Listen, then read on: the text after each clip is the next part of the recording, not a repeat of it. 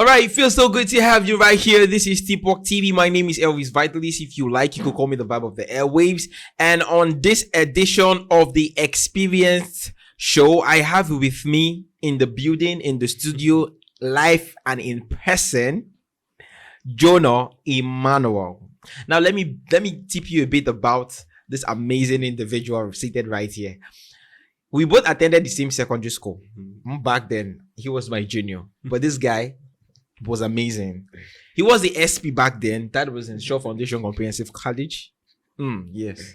To those particular persons that attended the school with me, you would attest to the fact that he has always been spotted as a light. I'm not really whining you. This is like real fact. This guy right here is a YouTuber, a cryptopreneur. I guess. My bad. Cryptopreneur, right? He's also a digital marketer, a coach, a YouTube coach. All right, everything has to do too. You're into what? Classical baritone. You sing. I think I just to my wife. You mean now? Ladies and gentlemen, I have Jonah Emmanuel in the building, bro. What's good? Thank you. I'm good.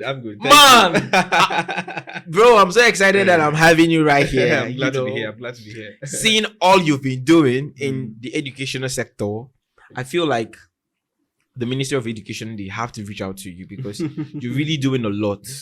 In as much as I feel like most students might not really see the need to really attend classes, but following your YouTube series, honestly, they'll do so well. They'll really do so well. So how has the journey been so far? Well, to be honest, the journey has been far more than I ever expected. Okay. Right? Yeah.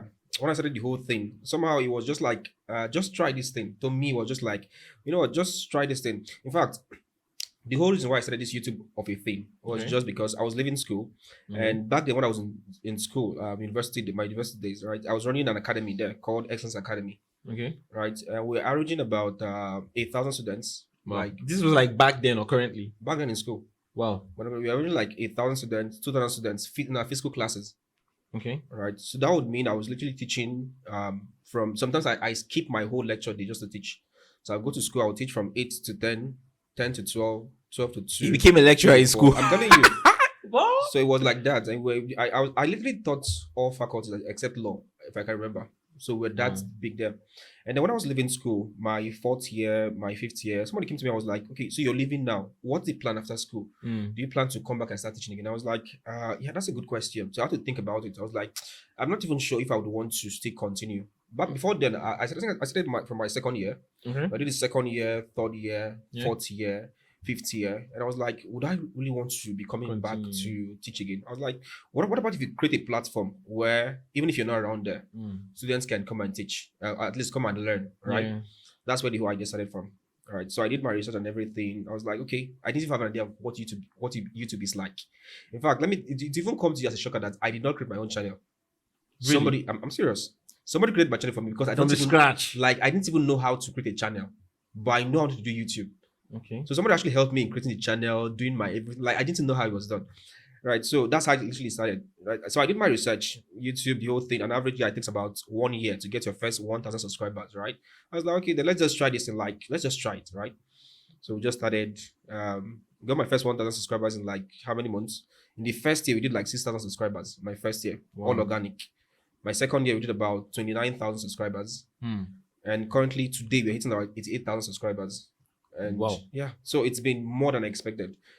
So that's so in the course of pushing this particular journey, I wouldn't call it career because I've asked you off cameras and you told me like, bro, this is not career yet. It's side hustle. It's not side hustle. And I was like, bro, you don't want me. So right, I want to ask, has there been any time you feel like, guy, are you sure about this? Maybe this was like in your start, and how did you tend to like cross that bridge? Oh, okay. So as I said earlier, I wanted to do the YouTube, right? But I didn't really know how it was done. So I think one of the times where I felt that, guy, I'm not sure I want to do this kind of thing was when I created the channel and the person I was supposed to work with, like my partner in this thing, right? We had an agreement. So I could do the teaching very well. I could teach. Why he would do the technical part, which involves the video editing, the uploading of videos. I didn't really know how to edit videos back then. Okay. I think that's like one of my biggest mistakes when I started. Right, in every business, there's a core and there's a parallel.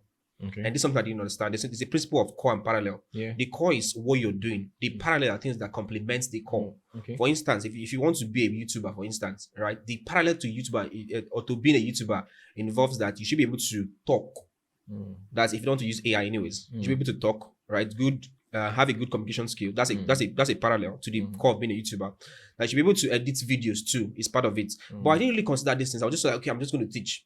So the guy there was like, okay, you know what? Just make the videos and I will do this for you. So we created my channel around October. So I think I did a shoot around October. I gave him the video. I was like, edit for me. This guy took almost like 2 months. Whoa! I would always call him. And that alone would just kill the zeal and everything. You get the idea. And I went to class. I did my students. You know what? We're going to start this YouTube channel. Right? Just go and subscribe. Right? We'll start. Right? Based on the fact that I had influence. Before I posted my first video, we had over 300 subscribers. No videos. Wow. Yeah, that's why I already had that physical, something. So, and then we said, you said you have a class. You have a class. What's your video on YouTube? And I'll call this guy. How far the video have you edited? Or there's no light. Or my system is this. At the point, he even stopped answering my messages or even picking my calls. Felt like you're bugging him or something. Yeah, so I had to just cut it. So that's when I actually had to go and start learning, like, how do you edit? Right, so I now had to use my phone and learn it. Now, the funny thing here, when I now edited and posted my first video, the next day he called me and sent me a video. Not kidding. Like the next day, I think he saw that I've uploaded a video on the channel. So he sent me just the next day. I was like, guy, we can't do this, right? So that was like one of the first thing there. The second thing there was, I think when it came to the revenue part, most of the times when you watch all this, how much you earn on YouTube videos, right? I know when I monetized, I slept very well, hoping that I wake up to $10,000 the next day. Nobody told you that was a process. It's a process, right? So you don't really start with the high figures, right? You start with something and then it peaks over time. Okay. Right. Let me give you an estimate. What I earn in like a week now, it's more than what I earned in my first 6 months combined. Wow. But when it started there, so assuming I was discouraged with my first earnings, right? Then just showing the tower. I'm telling you. So these are like my first this in there. So back then when you started, right? One thing with the network policy, the network providers policies and how it affects content creators basically. How did you get to also survive through that journey? Okay, so when I said I was still in school, undergraduate level, I don't think I did have those issues there, but they were not really major issues. It's not the fact that I was using. I therefore I say if you can't use the normal sub, why not just do night plan? Okay. So for me, I banked majorly on night plans, right? So what I'll do is that I'll plug my phone. So if sometimes when there's no lights, right, use it. Just connect to a power bank, leave it there, do your night sub, leave it. That's how I leave it overnight. Sometimes you wake up in the morning, it's failed, it didn't go through. Sometimes it goes through, but it wasn't really a major challenge to me. Okay, that's my own part of it. Yeah. Oh, this is beautiful. This is so beautiful. So in the course of this, if it wasn't, let's say you never had this idea of becoming a YouTuber, what exactly would you have been doing? It's quite big. I think I which day was that I saw my 2021 goals, my life goals. Literally right, those resolutions. Well, I don't know if we'll still do a resolution again. I don't know if it's when it gets to February, the word is apart from the tend to forget aspect, the world is really changing. You make new discovery and be like, you know what, maybe I should do this one instead. Like people change based on the world is changing very fast. So I saw my 2021 resolution and I laughed. I was just laughing at myself, like, what is this thing? Right. But I think if it wasn't the YouTube thing, I would want to become a lecturer. Okay. I wouldn't become a lecturer because literally I love teaching FM time. So I think I would have drifted to the lecturing part. Yeah, I think I would have. This is beautiful. So your parents were like so comfortable with the whole arrangement of you going into YouTube, other than getting a white collar job. Were they aware? Till now, they are aware. They're not aware. Really? Yeah. So what do you tell them you do? I think I became independent from my second year in school. Okay. That point where the last time I asked my parents for money back there was in my year one. My third year asked for money again. So that point where they know that this guy is responsible. That's the way they look at it. Right. So finish second year, third year, fourth year, fifth year, graduated, project everything. You didn't say, "Mommy, I need money for anything." Like, okay, so I said I was running my tutorials on campus, right? But it wasn't free. Yeah, it wasn't free. Okay. So we're using like for 6,000 naira per student. We're getting up to like 4,000 students, 400 students registering. Oh. as 6,000 Yeah, the register, is it the register per semester per or semester. okay, that money just going to cover for the semester. Yeah. Okay. So yeah, I was literally doing good in school, making 7 figures when I was in school. Wow. So Big you boy. get, so when I left school, there was no what are you doing? No Like cause for alarm. you You know, just I think the whole idea of this thing only comes from maybe if you disturb your parents and all this sort of stuff. But when you know that you're kind of independent, you don't really stress. yeah. And I think for my house too, my house is kind of person, where I come from, my parents they don't stress you with okay, what do you want to do? They give us that free hand. Yeah. So I was not really influenced by my parents like you must study medicine. No, we were allowed to choose whatever we want to choose.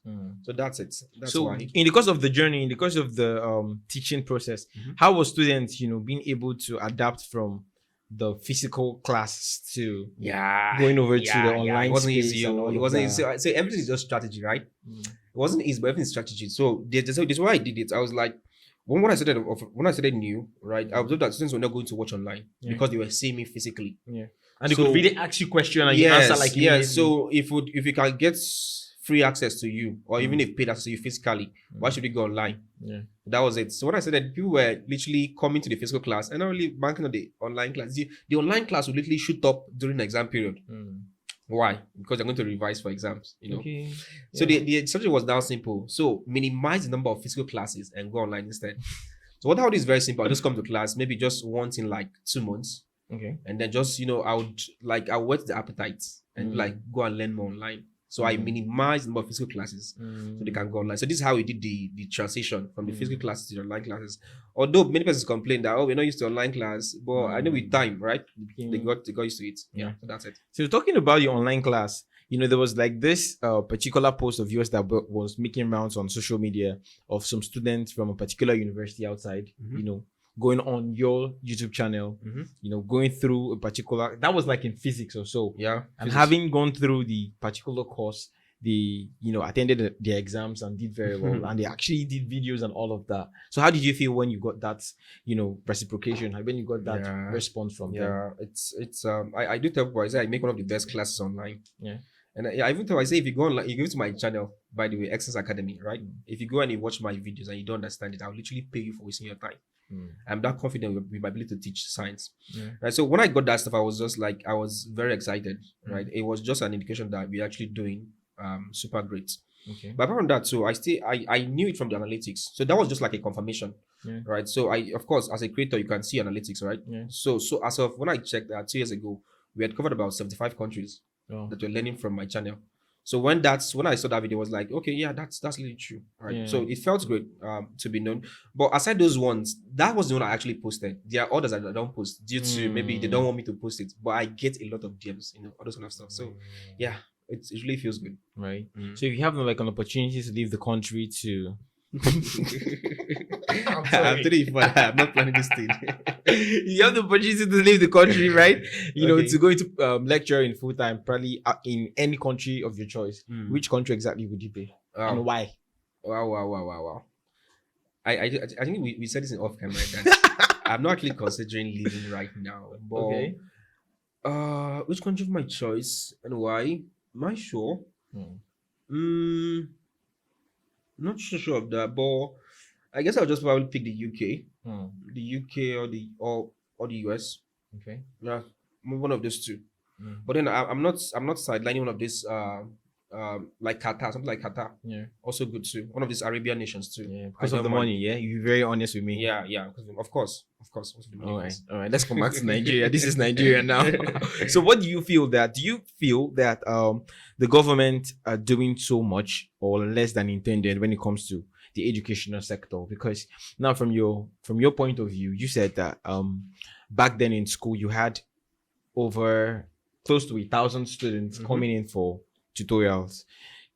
Do this mean that back then the lecturers were not really doing so great? Because if they were doing good, right, they won't like have such numbers of students coming in for tutorials, right? So would you say that the government is not putting in the right structures to monitor lecturing, or are not really putting in the right facilities to ensure that there's a smooth sail in the educational sector?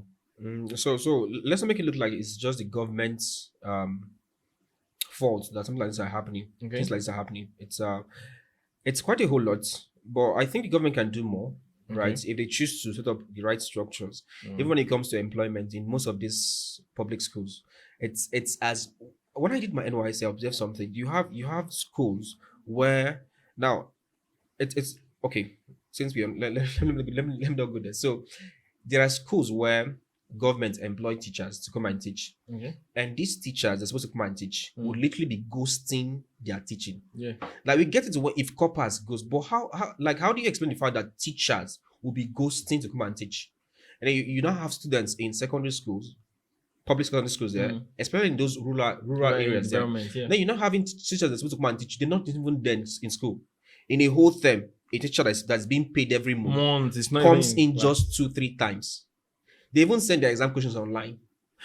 And you see an SS3 questions, it's something that it just 3 students can answer. It doesn't just make any sense there.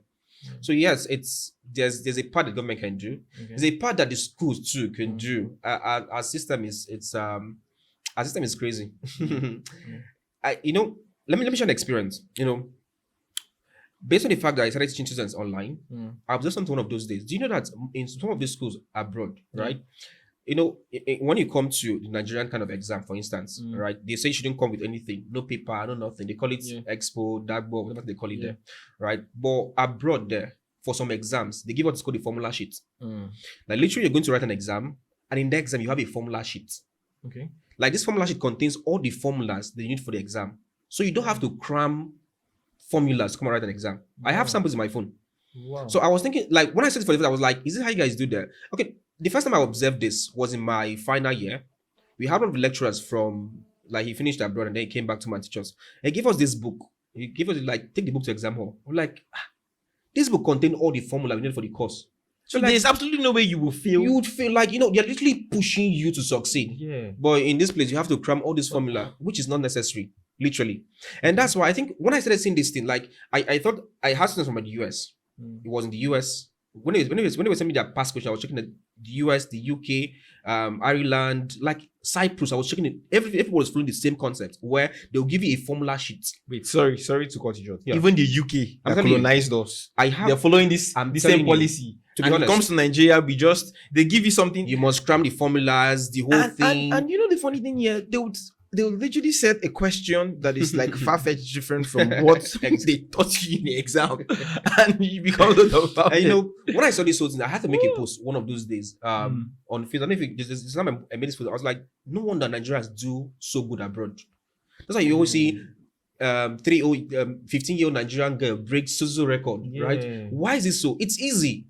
Like, when you're in a kind of place where you have to cram formulas, and I now go to a system where they literally give you formulas. Yeah, you just break those records there. That's why you see Nigerians doing very great abroad. Right. That's like the concept. Wow. So I discovered this one, why teaching masters online. So now I want to ask you this question. Eventually, you become the ambassador to the Ministry of Education. What exactly would you do to ensure that education in this part of the country, especially in this part of the state, is being productive?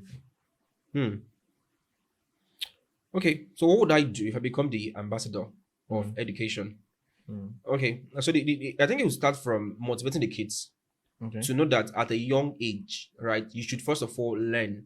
Yeah, I think children are too their mindset is too eager to make money while they're early. Right, this is like my observation. So you see a child that has not even learned anything, he wants to start making the big buck and everything. He wants to be like and I'm like, there's something I'm writing here, right? Learn and grow.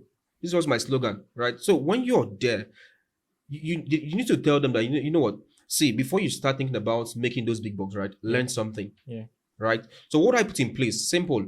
You should have seminars there, right?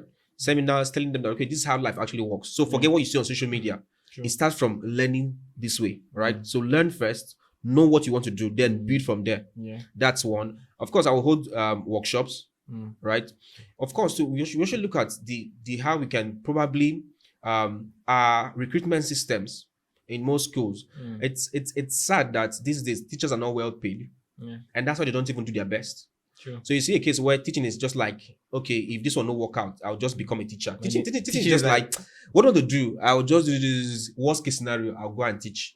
So teaching is just like that thing you fall back if your plans don't work. Yeah. So so you have to look at this teaching profession. Teachers are not well paid.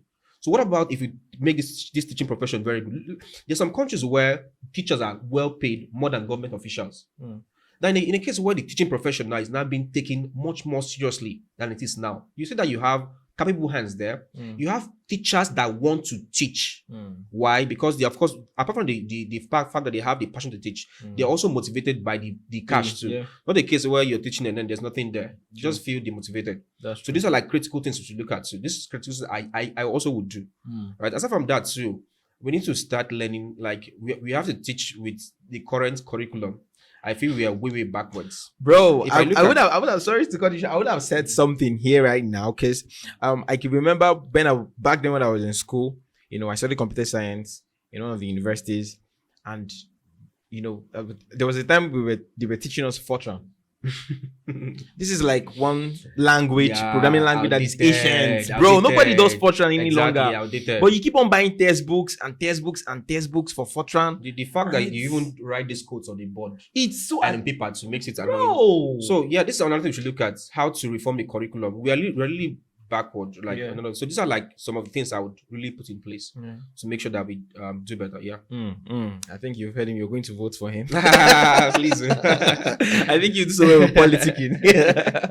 All right. So in the course of your transition from going physical to going online, all right, because this is now one of the major means is a strategy for people to really grow up their businesses. Now I'm looking at it from the angle of the business, and I don't know, what is your word of advice to now the general public, to the public in particular, to those particular persons that are physical and really want to gain or garner this online presence?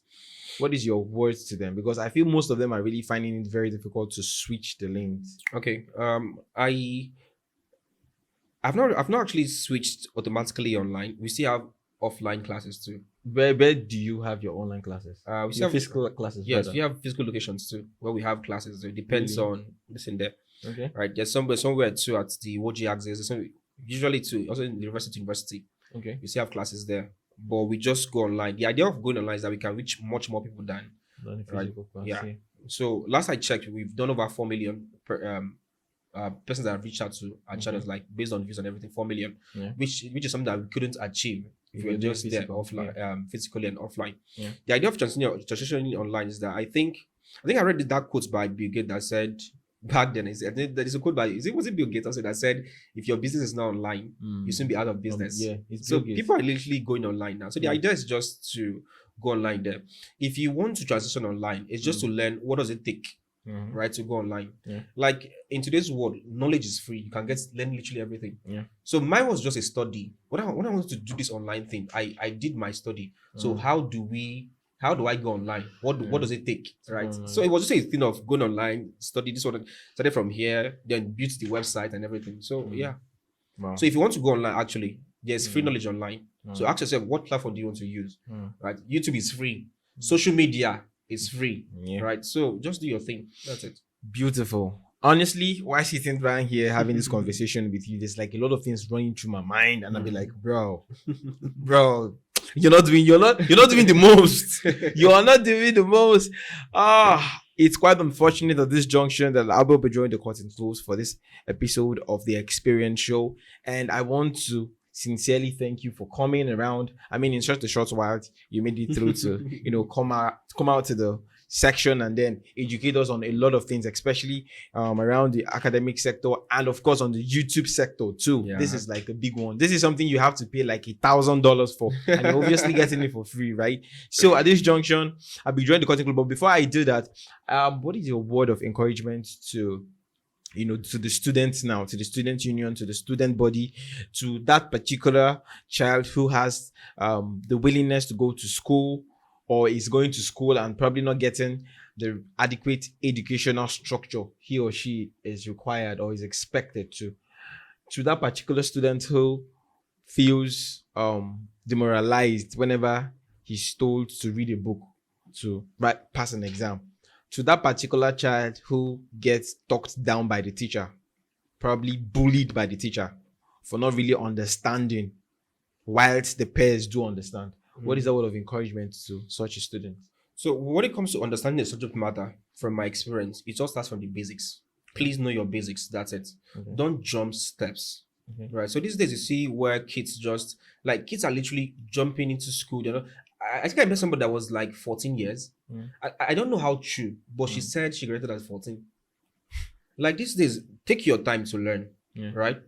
In as much as everybody don't have the same IQ, don't learn as in the same pace. But trust me, if you can sit yourself down and you're willing to learn, you would learn. Sure. So if you're the kind of person that you feel you don't understand things clearly, the question is simple. Do you know the basics? Yeah. When once you know the basics, trust me, it becomes easier. So set yourself and see where's the problem coming from. Is that you don't know the basics? If you don't know the basics, please take your time to build on the basics first before you advance. Yeah. So it's a very simple something. Build your basics. All right, you already heard it from the authors. Try and build your basics. So at this junction, you can also drop in your social media handle so people, the audience, can look for a way to follow you up, get to ask you questions pertaining to your academic journey, just in case they are finding it difficult to understand, or better still, look for who to tutor them. Your channel is very wide open, so you can drop in your handles. All right, so you can follow me on YouTube, right? The name there is Excellence Academy, right? Excellence Academy. That's on YouTube. You can also follow my second YouTube channel, Jonah Emmanuel, right? Facebook, Jonah Emmanuel. LinkedIn, Jonah Emmanuel, right? All right. But those use WhatsApp. Nah, I don't drop your WhatsApp number. God is not believing. All right, thank you, viewers, for this amazing time you've spent with us on watching this particular content. I cannot wait to see you on the next episode of The Experience. My name is Elvis Vitalis, your host, and I would really love to get your comment on the comment section. And mind you, try as much as possible to follow us up on all our social media platforms at Teapot TV, and you might just be so lucky to be on the show, or better still, read your comment on the next episode. And at this junction, it's a bye. Thank you.